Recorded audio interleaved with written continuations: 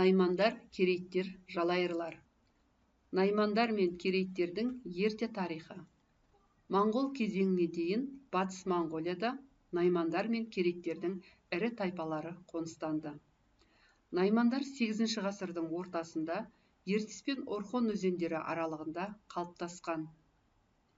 840 жылы ұйғыр қағанаты құлағаннан кейін Орталық Азия көшпелі тайпалық одақтарының, соның ішінде керейттер мен наймандардың қалыптасу үрдісі басталды.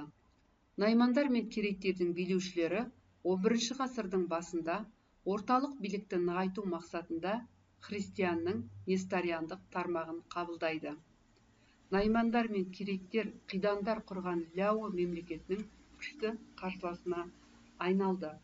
Олардың арасында билік үшін күрес бірде жеңіспен, бірде жеңіліспен өтті. Алайда 11 ғасырдың соңында керейттер мен наймандар жеңіліп, Ляо империясының құрамына енді. 1125 жылы Ляо империясы құлағаннан кейін наймандар мен керейттер тәуелсіздігін алды. Наймандар мемлекеті. Найман мемлекеті Батыс Моңғолия мен Шығыс Қазақстан жерін иеленіп, 12 ғасырдың екінші жартысында өзінің гүлденген кезеңіне жетті. Наймандарда қала мәдениеті, егіншілік дамып, көрші мемлекеттермен сауда қатынастары кеңейді. Дәл осы кезеңде барлық 8 тайпа біртұтас мемлекетке бірікті. Мемлекеттің ордасы Орхон өзені жағасындағы Балықты қаласы болды. Наймандардың батыстағы көршілері Ертістің бас жағындағы мекендеген қыпшақтар болды.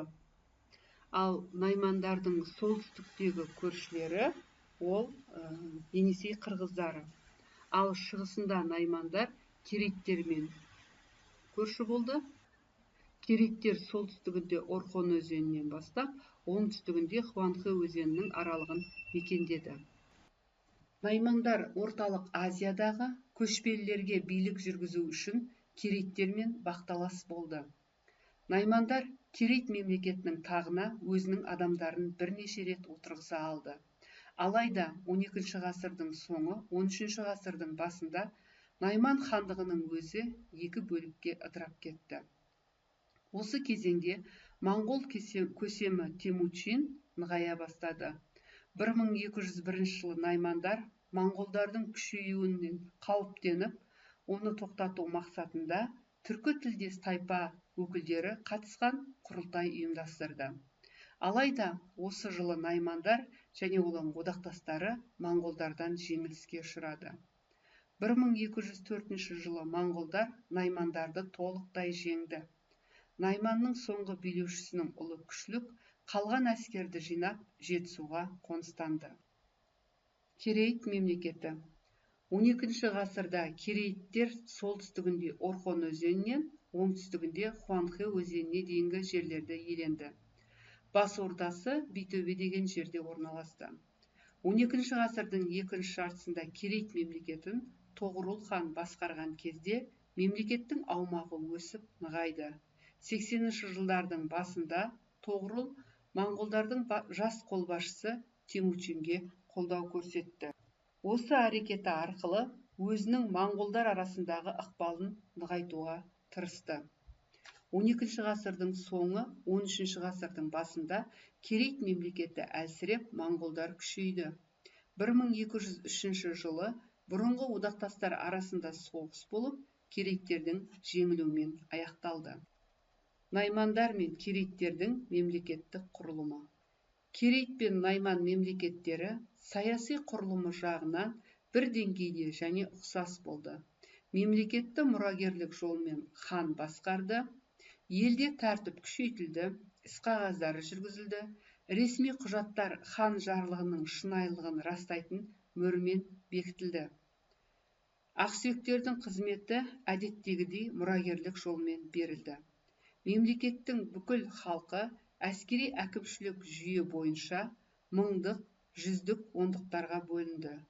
Қоғамды туыс тайпалардың бірігу үрдісі жүрді. 13 ғасырдың басында моңғолдардың қысымымен Найман мен керейттер Шығыс Қазақстан Жетісу аумағына қоныс аударды. Жалайырлар. Жалайырлар туралы мәлімет моңғол жылнамаларында ғана атап өтіледі. 6-7 ғасырларда жалайырлар түрік қағанатының құрамында енді.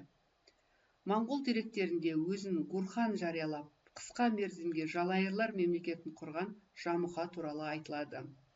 Алайда Шыңғысхан жалайырларды талқандап, өзіне бағындырды.